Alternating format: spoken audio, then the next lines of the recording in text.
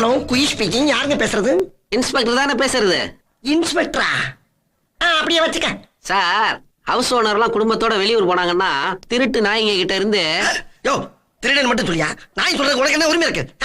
இல்லைங்க, அந்த திருடங்க கிட்ட இருந்து வீட்டை பாதுகாக்கணும்னா போலீஸ்ல தகவல் சொல்லி விளம்பரம் கொடுத்திருந்தீங்கல்ல, அதுக்காக தான் பேசுறேன். ஓ, அப்படி வேற சொல்லி வச்சிருக்காங்களா?